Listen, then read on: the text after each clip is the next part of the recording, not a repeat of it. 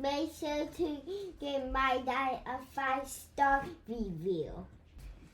Make sure to like and subscribe to his YouTube. Thank you for listening and enjoy the show.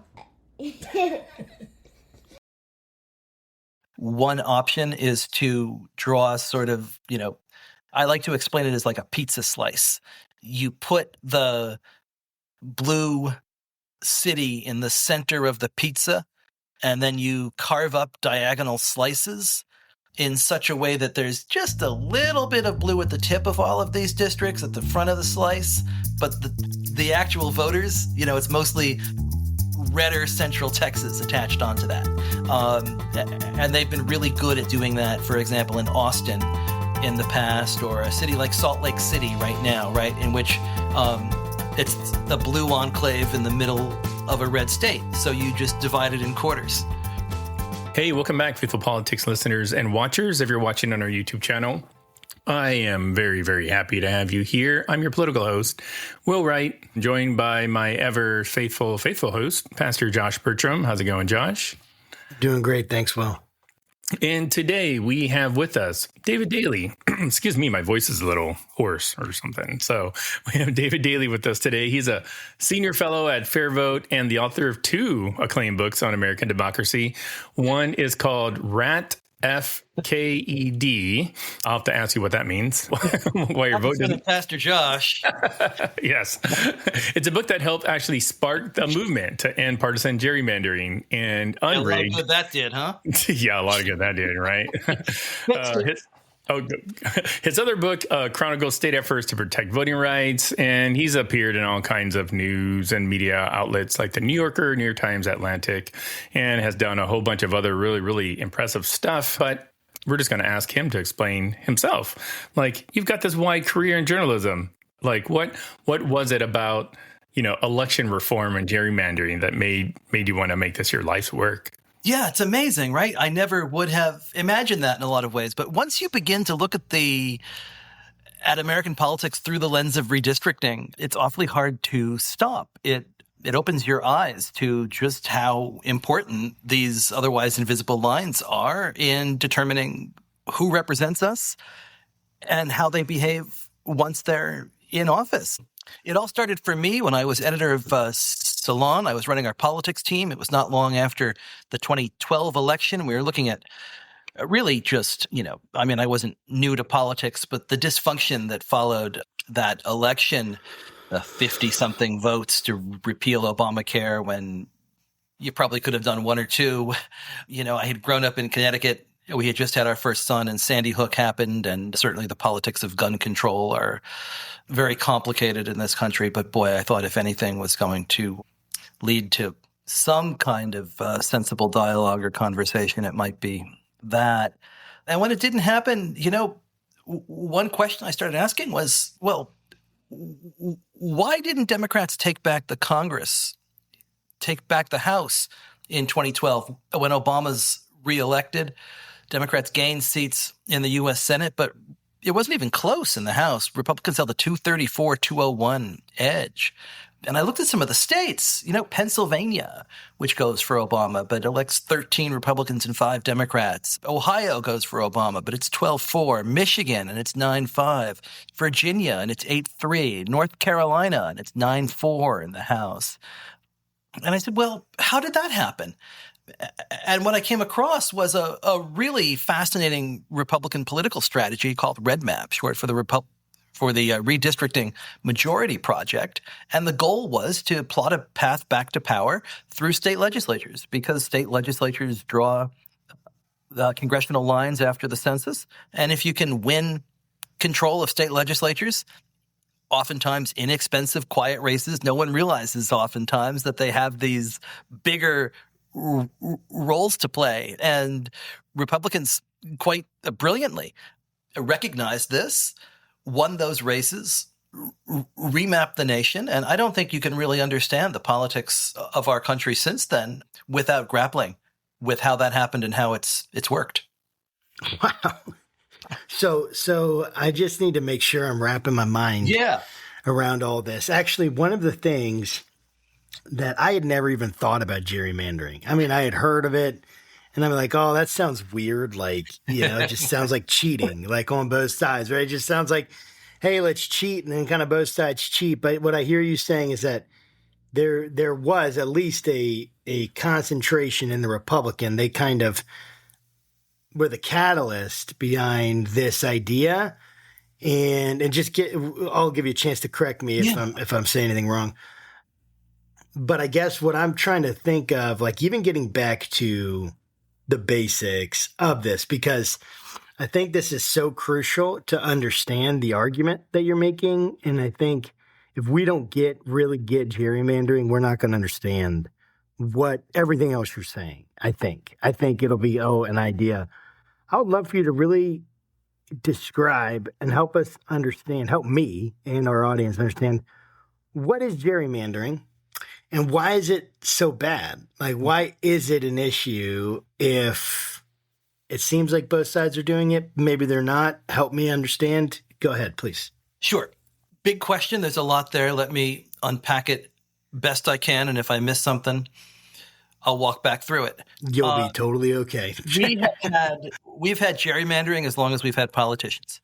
You can trace it back to Patrick Henry trying to keep James Madison out of our very first Congress. It takes its name from Elbridge Gerry with a hard G. He's the governor of Massachusetts in 1812 when his party, the Democratic Republicans, tried to draw state Senate lines around Boston to keep the hated Federalists out of power. Nice. A political cartoonist takes a look at these districts, thinks that they look like a snake or a salamander, and it is called the gerrymander in his infamous honor. So I love that. There are no redistricting angels. For a long time, so district lines, however, have to be drawn anytime you have a system that uses single-member districts, right? As the U.S. House does, as all state legislatures do. The courts have said that these districts essentially have to be equal in population. So every 10 years after the census, there's a population shift, right? States gain and lose seats, states' populations change. And so districting and redistricting really is the job of trying to equalize population. It starts out of fairness. Gerrymandering comes into play when politicians take advantage of the process when they have control over it and draw district lines that advantage their party and disadvantage the other side. The two main tools of this are called cracking and packing. So if you are team blue and you are trying to gerrymander the Republicans out of power, what you might do is draw one district in your state that the Republicans win overwhelmingly. Maybe they'll take 90% of the vote there. What does that mean? It means that there are fewer Republicans in all the other seats, right? So you can scatter them. You can crack them across all of those other districts, and you can win more seats, sometimes even with fewer votes, if you mathematically arrange the other side's seats into a handful of places. If you essentially distribute the other side's voters as inefficiently as possible, and spread yours out as efficiently as possible, you can control delegations, even 50-50 delegations with fewer votes. Sometimes I take Legos, and I'll take 10 red Legos and 10 blue Legos, and you can take the same number of Legos, and I can create 3 blue or 3 red districts really, really easily, just based on how I stack them up.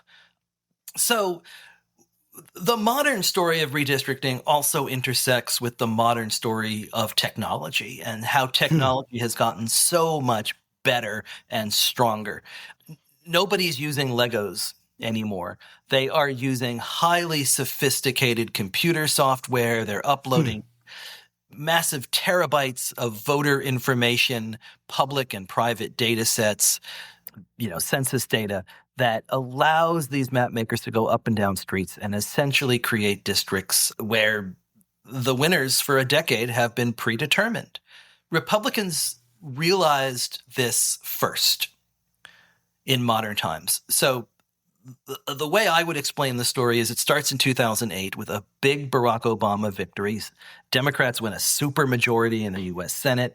You've got the smartest minds on the Republican and the Democratic side saying, boy, the Democrats have assembled a coalition here that could be the defining majority coalition in American politics for decades to come. And it didn't exactly work out that way, right?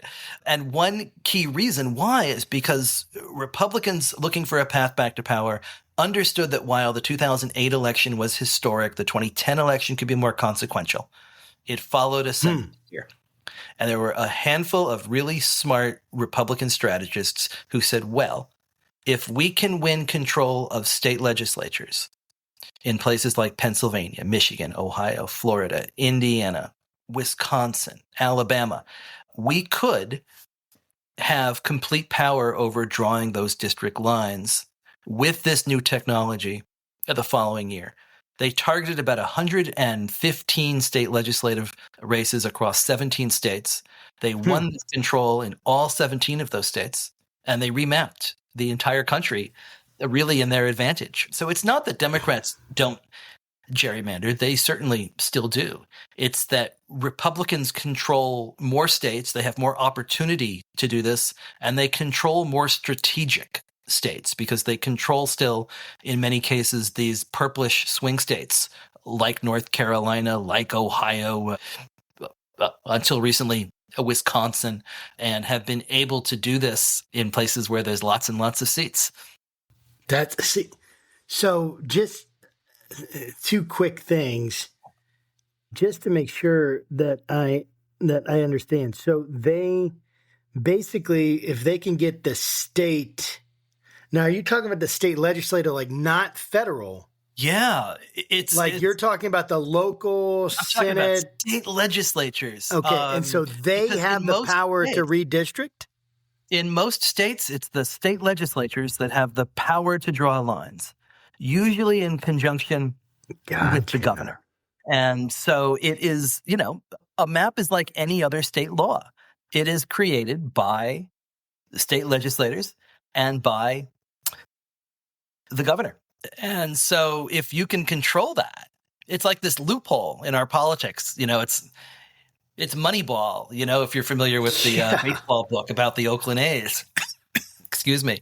It's trying to find that loophole that no one else is paying attention to that has outsized importance and fully taking advantage of it. In Texas, they just voted to do their whole map thing. Mm-hmm. California is in the process. Like, what's the difference between what they're doing in Texas and then what they're doing in California? Both of it really bad. What they're doing in Texas at the behest of President Trump is they are drawing a map that's going to add 5 Republican districts. California, in retaliation, is looking to suspend its independent commission, and they've drawn a map that is going to add 5 Democratic districts. The Princeton Gerrymandering Project has looked at this. They say that these 2 maps are the 2 best examples, the 2 worst examples.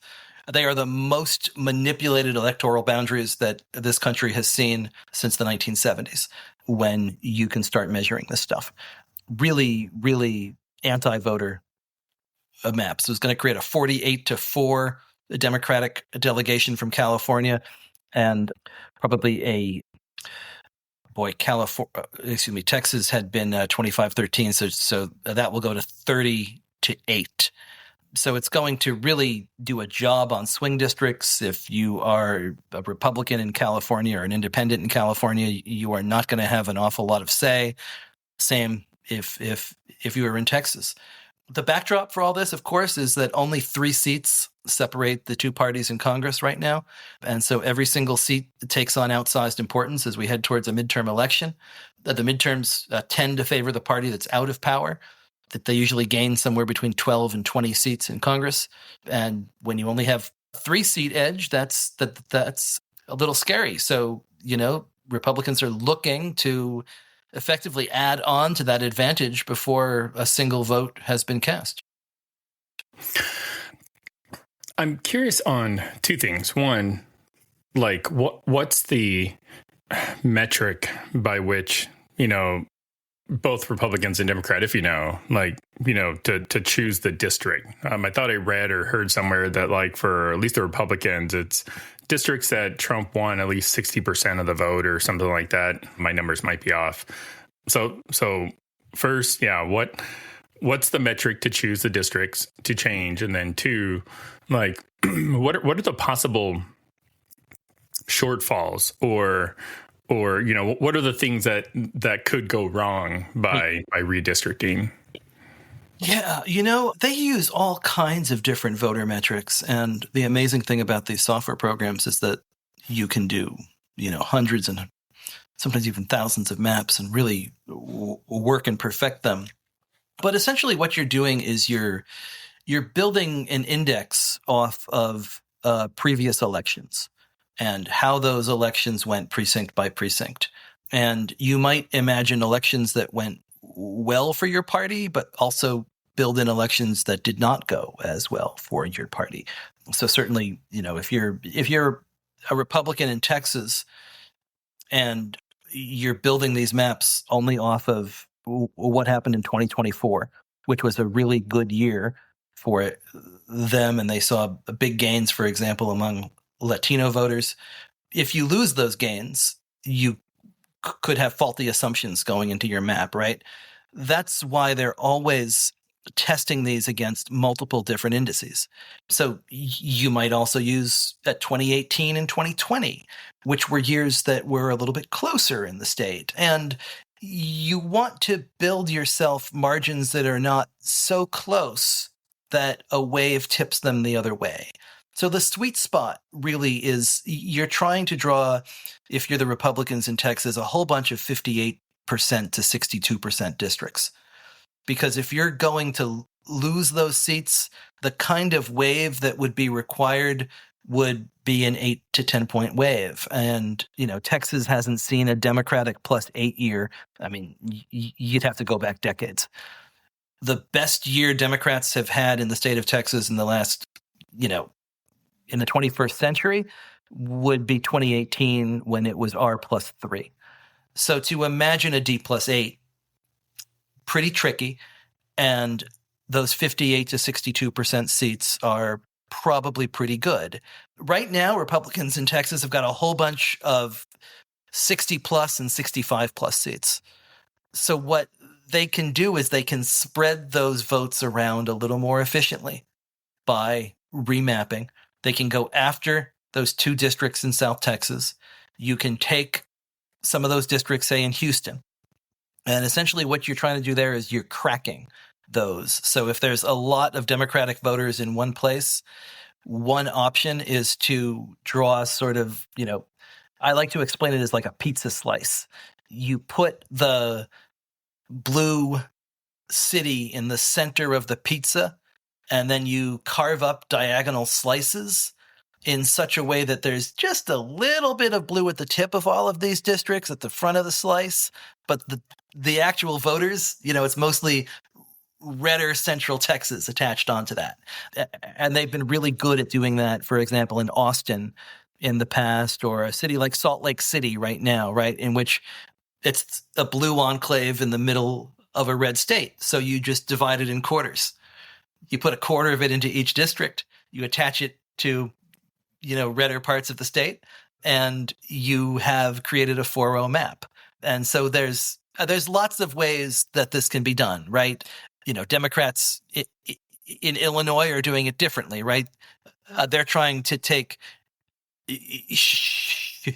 enough of Chicago and attach it in spaghetti slices, right, down into other parts of the state. So there's lots of different ways of doing this, depending on which side you are trying to advantage. Man, it really feels like this should be outlawed. Yes, it should. It really feels like this is like completely like not. It's not at all what you think of a fair voting system. So here's what I mean. I go and I vote, and I figure my vote's going to make a difference. right? I'm voting, and I know I'm one amongst millions, but I'm going and I'm sending it in, and I figure it makes a difference. Well, when you look at this, you're like, oh, wait, it doesn't make a difference. It just determines where they categorize me if I happen to be a part of a larger conglomeration of equal voters, of like ilk in my voting. And it's really disturbing. And so I would love to give you a chance just to say anything else you'd like, because I want to ask a question about mail-in voting, but I wanted to give a chance to kind of, if there's anything else, like from what I said just now about gerrymandering if you wanted to respond to that, go ahead before I ask the other question. You're absolutely right. I mean, in 2024, there were 37 districts out of 435 that were within 5 percentage points. So that's about 8% of all congressional elections in this country that were actually competitive. All of the rest were essentially predetermined. And they were predetermined by, Wyoming is going to go red and Massachusetts is going to go blue. But there's a whole bunch of districts that were predetermined by how those district lines were drawn. Map makers and politicians picked who represents those districts, not voters. And they decided it for a decade before voters even got to the polls. And that is wrong. And when you have non-competitive districts, what it does is it pushes all of the energy, all of the import goes into the primary. And primaries tend to be low turnout, base-driven affairs. Sometimes over the summer, no one even knows the election's taking place. Sometimes because those elections are important, you might have 10, 11 people running in them. And so the winner might come out with a quarter of the vote. You've got a fraction of a fraction choosing everybody's representative. And when those people go to Washington or to state capitals, they're not looking to serve everybody. They're looking to serve they're accountable to the sliver of the primary electorate that put them in office and who can take them out of office. And so when so many of us think that our politicians aren't listening to us or delivering for us or don't care what we think, we're not wrong. They don't. We're not wrong. To. I mean, under this system, they are not accountable to us, and they are oftentimes insulated from the ballot box. And so, I think what we really need to be looking at is a more proportional system that, larger multi-member districts that would take the power away from map makers and politicians and really put it back in the hands of voters again. I've never voted in a competitive congressional election in my life. I'm 54 years old and I've lived all over the country. I would love to vote in a competitive swing race. There's not very many of us lucky enough to. Yeah. That makes, I don't want to say that makes sense because it doesn't make sense, but I understand what you're saying. It is what's the reality. So I would love to talk about and ask you about Trump's, he posted in August that he'd issue another executive order or an executive order for nationwide voter ID, paper ballot use, and no mail-in voting, that he essentially would speak on that and trying to ban mail-in voting. And I want to kind of concentrate on that. What is going on here? Is he actually banning this? Do you think this is going to be able to happen? And what's the logic behind this, do you think? I don't think this is actually going to happen. The president can't do that via executive order. The Constitution gives this power to Congress, and Congress would have to change this. Well, essentially, this power is with each individual state to regulate how its own elections are conducted. And there are numbers of states, both red, blue, and purple, that have decided to use mail-in balloting for lots and lots of reasons. It's more convenient, it's cheaper, it's very safe.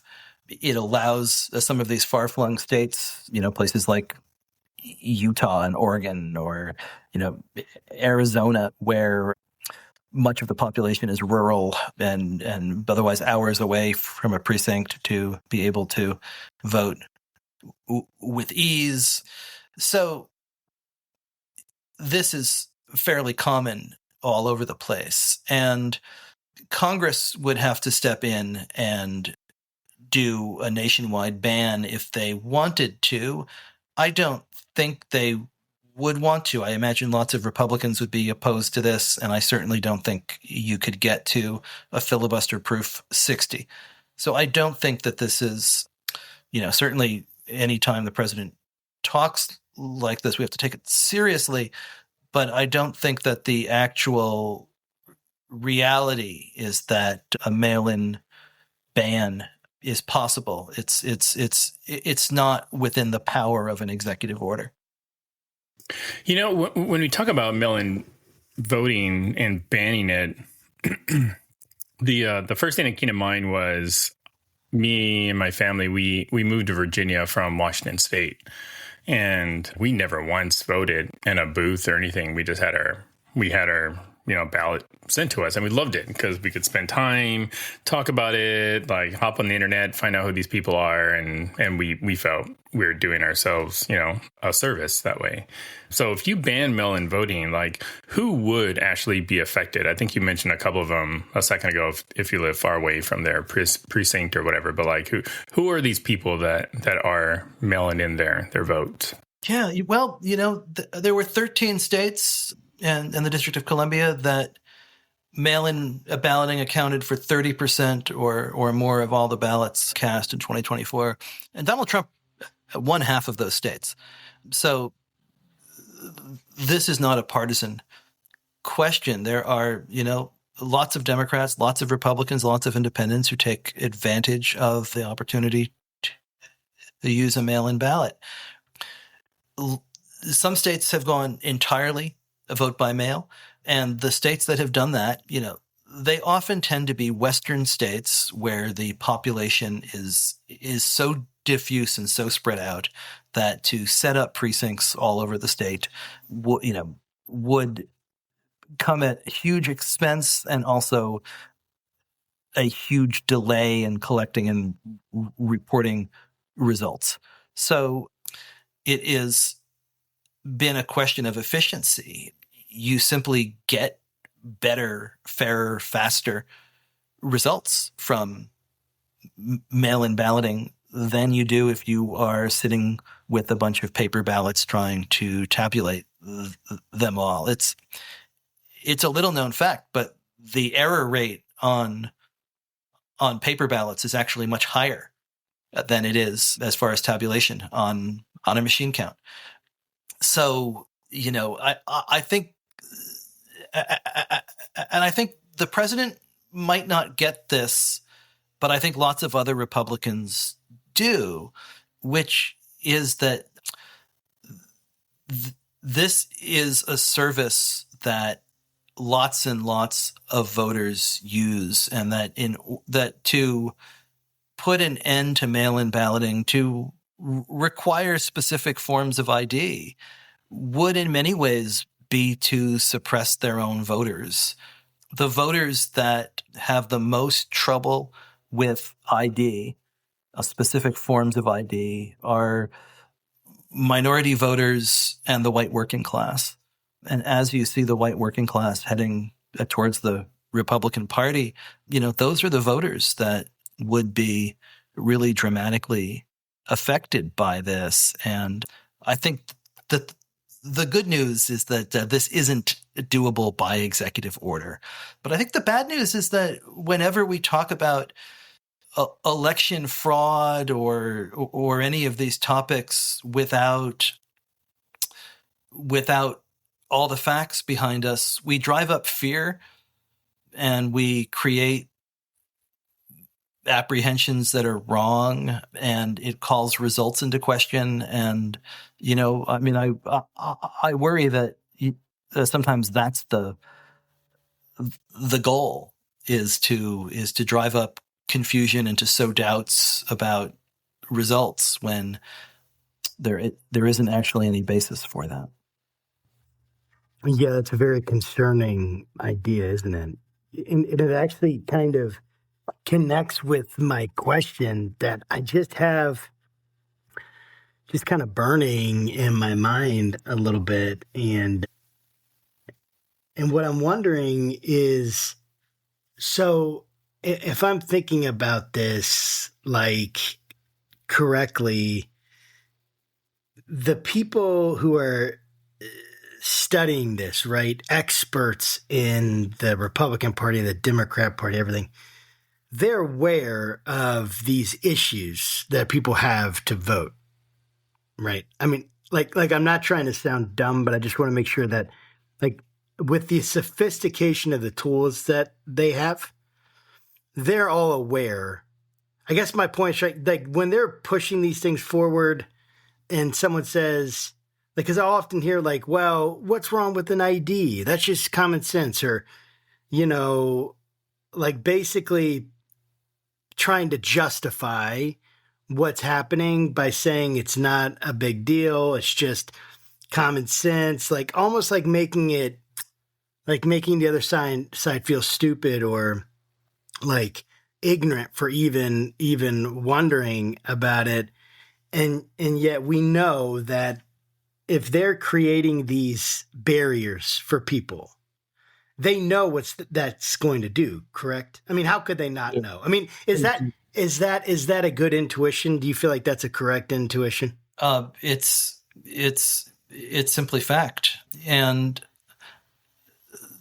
there is some common sense behind voter ID, right? I have to pull my ID out of my wallet every time I want to buy a bottle of wine at the grocery store, which these days is pretty often.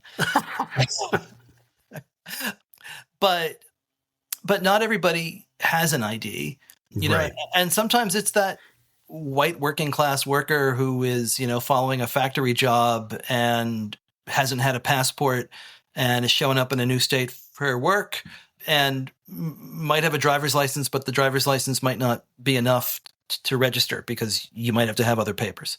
But other times, what states have done is that they've put together really specific forms of ID quite intentionally, knowing who has and who doesn't have them. Texas, for example, back in 2013, when they passed what was at the time one of the most restrictive voter ID bills in the country, when this went to court, it came out that the state of Texas had studied the forms of ID that Latino citizens in the state of Texas were least likely to have, required other ones, right? So they knew which forms people didn't have, and they were able to base their list on that. North Carolina, not long after that, they passed an ID bill that was modeled after Texas in many ways. And one of the things they did, it required a driver's license and other forms of ID. Republicans there, as they were drawing district lines, especially district lines around college towns, as you know, in North Carolina, where there's a lot of those, they created databases in which they matched up public college students. And they compared that to the driver's license databases. And they said, okay, which of these students do not have driver's licenses and won't be able to vote? And they drew district lines, most famously that went right through the heart of North Carolina A&T, one of the historic Black universities in Greensboro. The line that went through the center of that campus was entirely by design, right? The state of Alabama, when they required an ID, what they did after that, they claimed it was budget cuts, but they closed all the driver's license offices in the Black Belt of Alabama. So you simply couldn't go and get the driver's license if you wanted it. So I don't have any problem necessarily. If we're going to give everybody an ID or accept reasonable ID, I don't have any problem with showing up and saying who I am. But if we're going to require specific forms, knowing that certain people don't have them, that to me is a pretty serious issue. Agreed. How do school districts like operate? Because, you know, when you are redrawn on these lines, and correct me if I'm wrong, like it also affects like where your kid goes to school, doesn't it? Well, sure. You know, I mean, there are map makers in the state of California, for example, some of these towns that might be white and also Latino, in which map makers are able to make a really good living drawing school district lines that keep certain schools white. You know, so that's an art form in some of these states around the country. Absolutely. Once you realize, you know, like I said at the top, once you realize the power of districting to draw lines that keep certain people in and certain people out, and you can say, well, that's just where the line is. It's never where the line is. It's where somebody placed the line.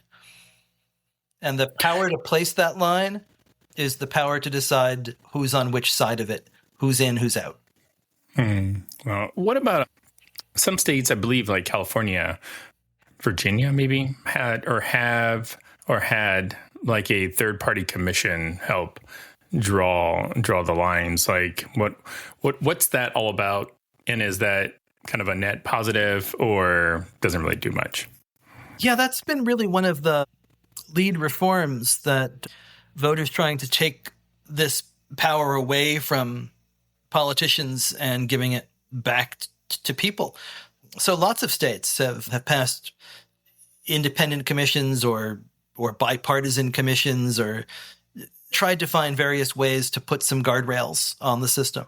And where you can put guardrails on the system, it tends to work better. You get fairer districts, you get more competitive districts, you get voters who are happier with their choices. The trouble, as we're seeing right now, as California is talking about suspending their commission, is that anytime you have all 50 states and who are building a national map together, when any one of those states does something bad, there's national consequences. So there becomes no incentive for the states that are doing it right to keep doing it right if Illinois and Florida and Maryland and Texas get to do it any way they want, which I think is one of the reasons why, in this case, we really need a national standard here if we're going to have fairness. Everybody's got to play by the same rules. Yeah, I mean, that just seems like standard fairness in practice. But anyway, maybe that's my old fashioned nature coming out, you know. When we're thinking about reform, because we hear a lot about reform, and of course, after the post-2020 election, with the amount of controversy that was spread around that election and it being stolen and all that, where do you imagine or think that if there is reform, which seems like there is, but we're going to disagree on where that comes from, not you and me necessarily, but, different people, where should reformers spend their energy? Where should people spend their energy to try to bring corrections in your way of viewing it? I think we need a national solution to a national problem. Now, this isn't to say that if you live in Texas, if you live in California, if you live in Missouri right now, as this gerrymander is about to be underway there, you should be, active and involved and speaking up. Oftentimes there's the ability to give public testimony or, show up at rallies or the like, politicians think they can get away with this oftentimes because it usually happens in the dark, because it sounds obscure and weird and wonky. But when they see that people are paying attention, it becomes a little bit harder. Litigation in some of these states could provide a road towards fairness. We will see. The courts have become pretty partisan, red and blue alike. So that becomes a complicated path in some states. But I think where reformers ought to be thinking, is that this is a national problem. It needs a national solution. More and more Americans are aware of this. The 2026 election is going to be fought against a backdrop of partisan gerrymandering nationwide. This is the time for us to be having a real national conversation about what we might do to fix it. It can't get much worse than this. We're about to have pretty much a maximally gerrymandered map, right? We're talking about a race to the bottom. It's more like a sprint to the bottom. We're that close. So maybe once we reach it, there's time for us to all sort of step back, and people of good faith can come together and say, hey, how can we do this in a way that restores meaning and representation to our elections? Mm-hmm. There are still people that believe the 2020 election was stolen. And I'd love for you to, one, kind of opine on whether or not that is true or not, and help people kind of work through like the idea of the 2020 election was not stolen, and how can they find out for themselves. Well, Republicans won an awful lot of elections in 2020. Were those races stolen too? Sometimes it feels as if the races we think are stolen are the races we lost, and, plenty of, states that went for Joe Biden in 2020 elected Republicans at lots and lots of different levels. And I guess I would suggest that no one's talking about those races being stolen. But there were something close to, 6 lawsuits that were filed. They were heard by the courts, oftentimes by very conservative courts, and they were rejected by those courts. The 2020 election was free and fair, and when we don't like the results of an election, we used to call and congratulate the other side and move on and try to think about maybe what our side had done wrong and might do different next time.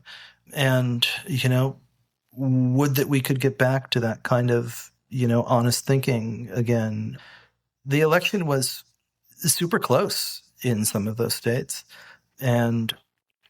but it was not that close nationally, right? 7.5 million votes for Biden over Trump that year, and big turnout, very close in Georgia, very close in Arizona, very close in Wisconsin, but free and fair. And when we don't like the results of an election, what we have to do is go out and work harder next time. Yeah, absolutely. That sounds reasonable to me, so I'm not really sure why we wouldn't do that, except that certain people want to keep power, right? Once you have it. Yeah, go ahead. There's no proof of any voter fraud, this to me is the thing that we have to come back to, right? If someone's going to talk about voter fraud, I'd like to see the actual evidence. And yes, they're never able to produce it. So voter fraud has become sort of this boogeyman that justifies all of these laws that actually do make it harder for people to vote, but that aren't based in any reality. The Heritage Foundation keeps a database of voter fraud, and the Heritage Foundation's about as right as, I think tanks go, and there's a guy named Hans von Bukowski that has got this. It's his baby, and there's about 1,500, 1,600 examples dating back to the early 1980s. Now, lots of those examples are just mistakes in filling out absentee ballots, but this is the leading person calling for these laws. This is the leading foundation. And they're only able to come up with 1,500 or 1,600 examples out of the hundreds of billions of votes that have been cast over that time. Yeah. We're not talking about anything that is really a serious issue. Dinesh D'Souza has been forced to back away from much of what's in his movie, right? The Fox News and Newsmax lawsuits against Dominion ended in hundreds of millions of dollars of payouts.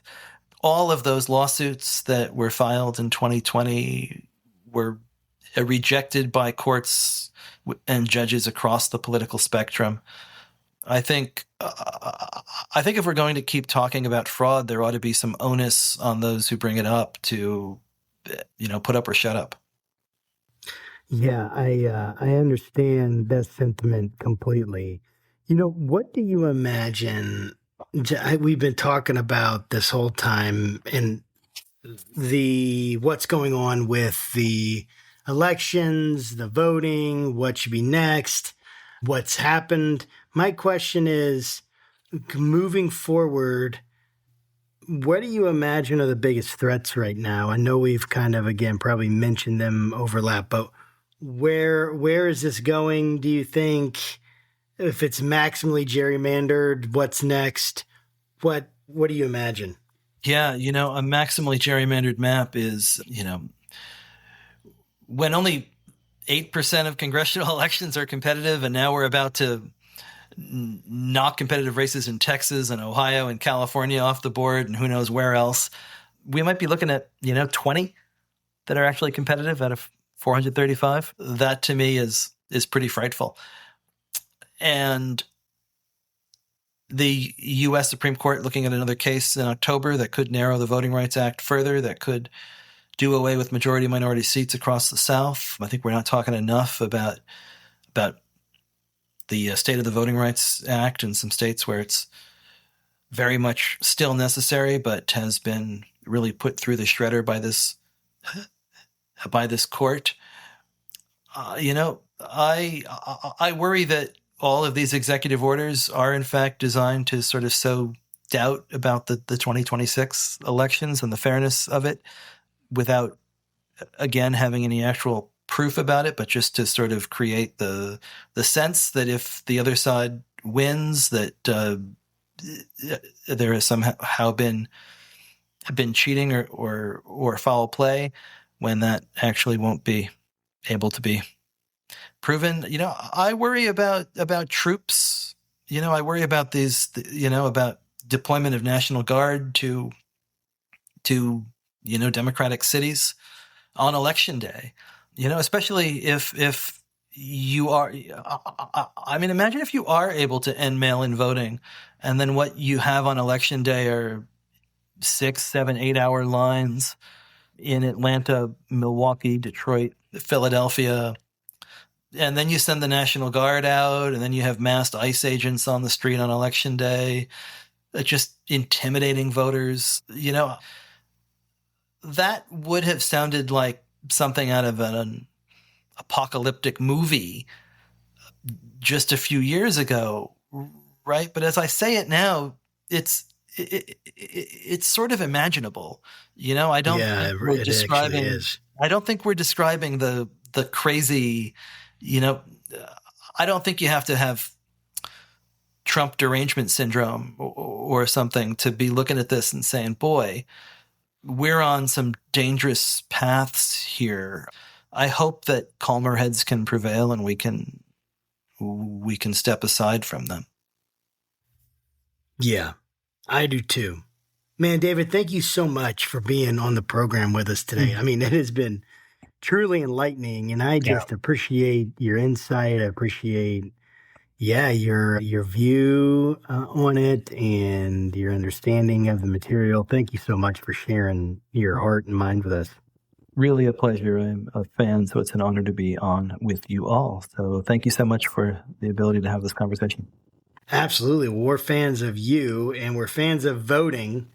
and we want voting to be fair here at Faithful Politics.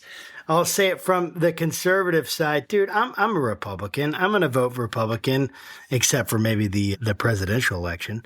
And that's normally what I do.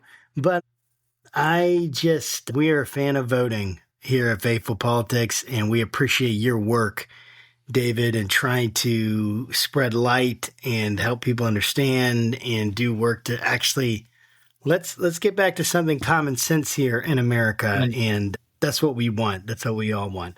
Well, again, thank you so much. And to our viewers, guys, thanks for joining us. We're going to put all sorts of, you know what? I should ask this though, before I do this. David, how can people get involved and how can they connect with you? Yeah, I should have asked that first. Fairvote is fairvote.org.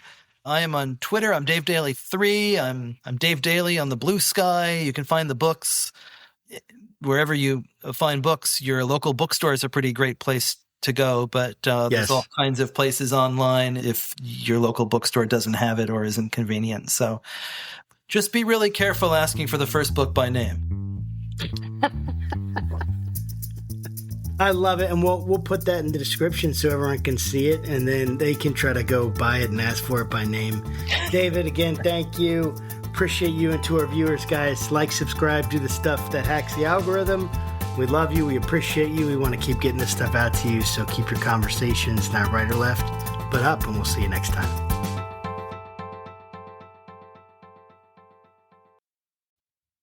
Hey there, Josh Burtram here, faithful host of the Faithful Politics Podcast.